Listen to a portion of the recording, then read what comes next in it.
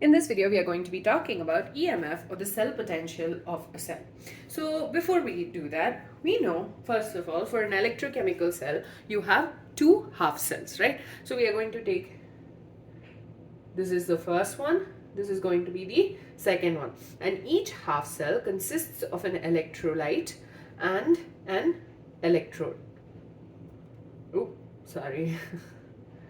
And then electrode, and this is connected to a voltmeter, and both of these are connected through a salt bridge, right? So on the left hand side you always have the, which one, the positive or the negative? On the left side you always have the anode, and on the right side you always have the cathode. So the anode is going to be the negative one, the cathode is the positive. So you have anode, cathode. And when you have the salt bridge, you have the formation of a electrochemical cell, and this in turn leads to the transfer of or movement of the current.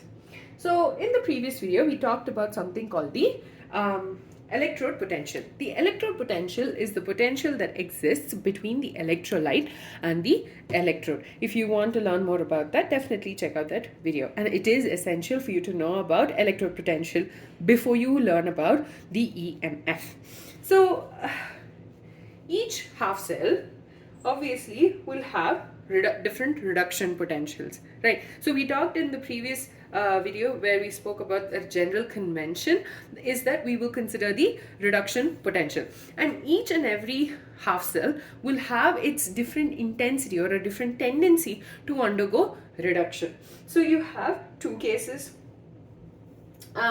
So first one is when you have the electrode with a higher reduction potential,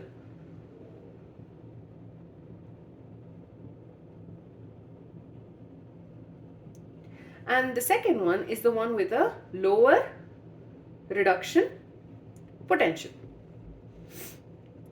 Okay, so a higher reduction potential and a lower reduction potential.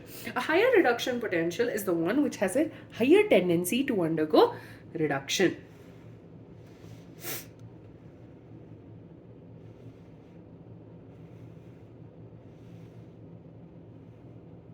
And obviously the lower reduction potential will have a higher tendency to undergo oxidation, or we can just say a lower tendency to undergo reduction.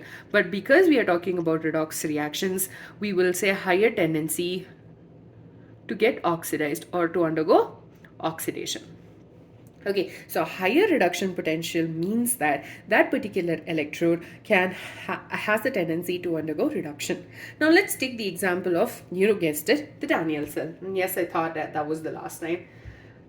So between zinc and copper, which one do you think has a higher reduction potential?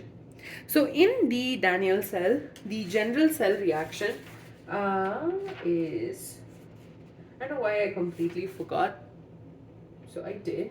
So Zn plus Cu2 plus gives rise to Zn2 plus Cu, or Zn gives rise to Zn2 plus 2 electrons, and Cu2 plus 2 electrons gives rise to Cu. So between zinc and copper, based on all the information you have here, which one do you think has a higher tendency or a higher reduction potential? And if you said zinc, that is wrong. It's actually copper.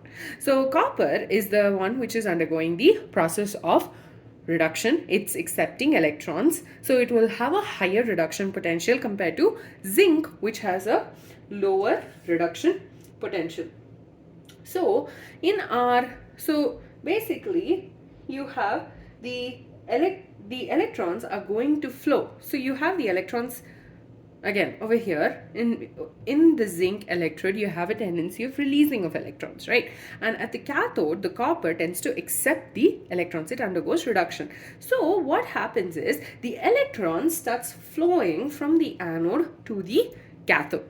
Okay, you have the flow of electrons from anode to the cathode. So you have the current in the opposite direction. So you have the flow of electrons in this direction, right? So here basically what's happening is, because there is a difference in the electrodes, the potential, the reduction potentials between the two electrodes, there is another potential that we talk about, that is the cell potential. So the overall between the difference in potential between the anode and the cathode is going to be called the EMF, or the cell potential. So we talked about, so basically we started with learning about what the electrode potential is, that is between the electrolyte and the electrode. The next one we're talking right now about is that there is a difference in potential between the two half cells, and this difference in potential is called as the EMF, okay, or the cell potential. So remember, it's going to be denoted, its units are going to be volts. At the anode, you have, at this point you should know this, oxidation, and at the cathode, you have reduction. Okay, anode, you have oxidation taking place, and at the cathode, you have the reduction taking place. So the EMF of the cell will be equal to the reduction potential of what? The cathode minus the reduction potential of the anode. Okay, so the EMF gives us the reduction potential of the cathode minus the reduction potential of the anode, or I can just say E cell will be equal to E cathode minus E anode. Or basically, using general convention, we always have the cathode on the right and the anode on the left. So we can just say E right minus E left. Okay, that's because conventionally speaking, you have the cathode being, if you remember, representation of our electrochemical cells, we always write the cathode on the right side and the anode on the left side. So E cell is equal to E cathode minus E anode, or that can be written as E right minus E left. So this value is basically measured using a potentiometer, and there are things that can affect the EMF. What do you think they are? The first one will obviously be the nature of the electrode, right? That is the first one. Second one is the concentration of the electrolyte. They are the two main ones. And then obviously the temperature has an effect on the EMF of the cell. So in this video, basically we learned about what EMF of a cell is. There's a higher two half cells in an electrochemical cell, and one of them will have a higher reduction potential and the other has a lower reduction potential. The one with a higher reduction potential has a higher tendency to undergo reduction, and the one with the lower reduction potential has a higher tendency to undergo oxidation. So it tends to lose electrons. So electrons move from the one where you have a tendency to undergo oxidation to the one that undergoes reduction. So essentially you have the movement of electrons from the anode to the cathode. And we again spoke about the Daniell cell.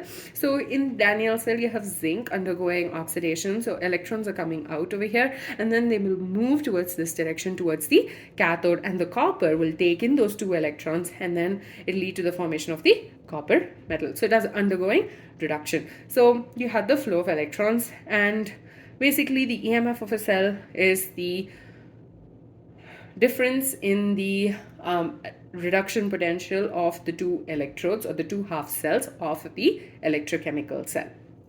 So when you have the EMF, it's basically the reduction potential of the cathode minus the reduction potential of the anode, E cathode minus E anode, or conventionally speaking, we have the cathode written on the right side and the anode on the left. So we can just say E right minus E left.